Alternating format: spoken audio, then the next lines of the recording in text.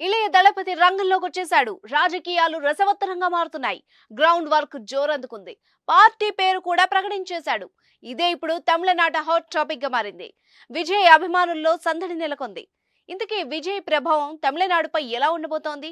రాజకీయాలను ఎలా మలుపు తిప్పబోతోంది? గజం కేవలం 500 రూపాయలతో 1210 గజాల భూమి కేవలం 6 లక్షలు మాత్రమే. తమిళ రాజకీయాలు రసగంధాయంలో పడ్డాయి. వచ్చేది పక్కా. అయితే రేపా మాపా అని ఇన్నాళ్ళు అభిమానులను ఉత్కంఠకు గురి చేసిన తమిళ హీరో విజయ్ ఆ శుభవార్త కాస్త చెప్పేశాడు. ప్రత్యక్ష రాజకీయాల్లోకి దిగుతున్నట్టు ప్రకటించేశాడు. తమిళగ వెట్రి కళగం అంటూ తన పార్టీ పేరును కూడా చెప్పేశాడు. రాజకీయాల్లోకి వస్తా వస్తా అంటూ తలైవా రజని వెనకడుగు వేశారు. విజయకాంత్ ఇప్పుడు లేరు. కమల్ హాసన్ పార్టీని ప్రజలు ఆదరించే స్థితి కనిపించడం లేదు. ఈ పరిస్థితుల్లో విజయ్ కొత్త పార్టీతో ముందుకు రావడం తమిళ రాజకీయ తెరపై చెప్పలేని ఆసక్తిని రేకెత్తిస్తోంది. ఇక కరుణానిధి, జయలలిత వంటి ఉద్దండులు లేనేలేరు. చిన్నమ్మ రాజకీయాలలో ఉన్నారా లేరా అన్నట్టుంది. దిగ్గజాలు లేకుండా అసలు తమిళ రాజకీయాలను ఊహించడం చాలా కష్టం. 5 దశాబ్దాల క్రితం తమిళనాడులో తిరుగులేని ఆధిపత్యాన్ని కనబరిచిన కాంగ్రెస్ పరిస్థితి ఇప్పుడు అంతంత మాత్రంగానే ఉంది. జాతీయ పార్టీలకు అసలు స్థానం లేకుండా పోయింది. అయితే అన్నా డిఎంకే కాకపోతే డిఎంకే, ఈ రెండు పార్టీల హవానే అక్కడ ఎక్కువగా కొనసాగుతోంది. కొన్ని దశాబ్దాలుగా ఆ రెండు పార్టీలకే ప్రజలు అధికారాన్ని కట్టబెడుతూ వస్తున్నారు. కరుణానిధి వారసుడిగా ఎంకే స్టాలిన్ ఇప్పుడు తమిళనాట అధికార పగ్గాలు చేపట్టాడు. జనరంజకమైన పథకాలతో ముందుకు వెళ్తున్నాడు. గతంలో పరిపాలన సాగించిన వాళ్ళందరికంటే భేష్ అనిపించుకునేందుకు శతవిధాలా ప్రయత్నిస్తున్నారు.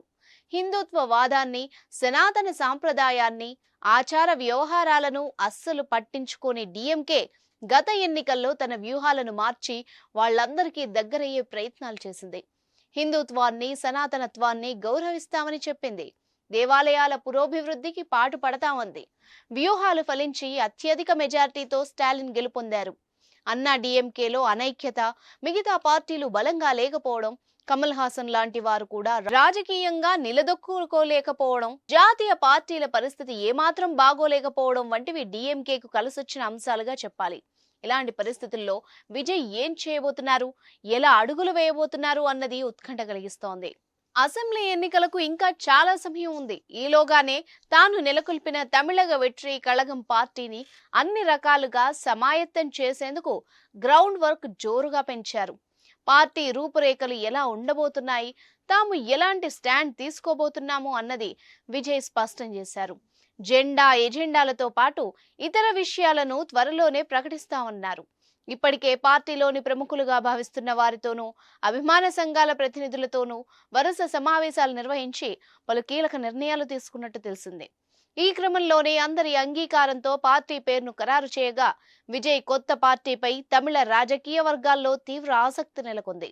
మొత్తం 234 నియోజకవర్గాలపై విజయ్ దృష్టి పెట్టారు.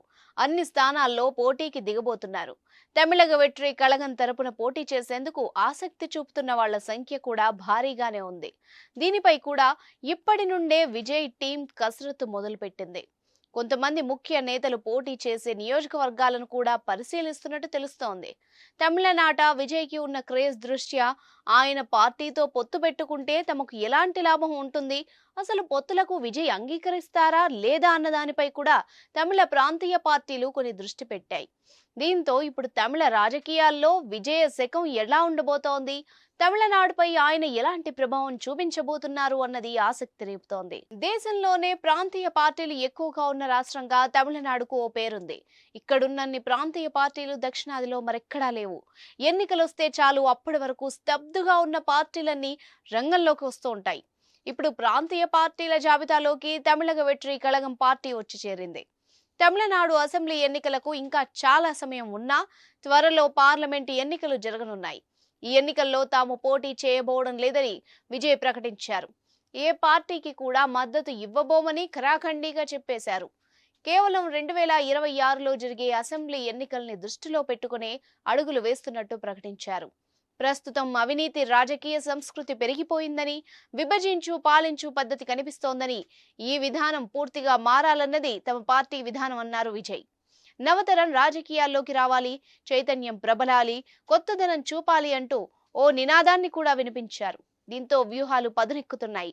పొత్తులు, ఎత్తులు, జిత్తులపైనే అన్ని పార్టీలు దృష్టి పెట్టాయి. పైకి గంభీరంగా ఉన్న అటు డిఎంకే, ఇటు అన్నా డిఎంకే వర్గాల్లో భయం మొదలైనట్టు కనిపిస్తోంది. విజయ్ ప్రభావం తమకు ఎలాంటి ప్రమాదం తెచ్చిపెడుతుందా అని లోపల భయంతో వణికిపోతున్నాయి. తాము చేస్తున్న పనులే తమకు అన్ని రకాలుగా కలిసి వస్తాయని డిఎంకే నమ్మకంతో ఉంటే, గత అసెంబ్లీ దెబ్బ నుంచి కోలుకొని మళ్లీ మంచి మెజార్టీ సాధించాలని అన్నా డిఎంకే పట్టుదలతో ఉంది. అయితే తనకున్న మాస్ ఫాలోయింగ్, హీరో ఇమేజ్ అన్ని రకాలుగా కలిసి వస్తుందని ఇళయ దళపతి విజయ్ భావిస్తున్నారు. ముఖ్యమంత్రి పీఠాన్ని అందిపుచ్చుకోవాలని ఆశపడుతున్నారు. ఎవరు గెలుస్తారు, ఎవరు ఓడుతారు అన్నది పక్కన పెడితే ఈసారి తమిళనాడు ఎన్నికలు మాత్రం మంచి కలర్ఫుల్ గా ఉండబోతున్నాయన్నది నిజం.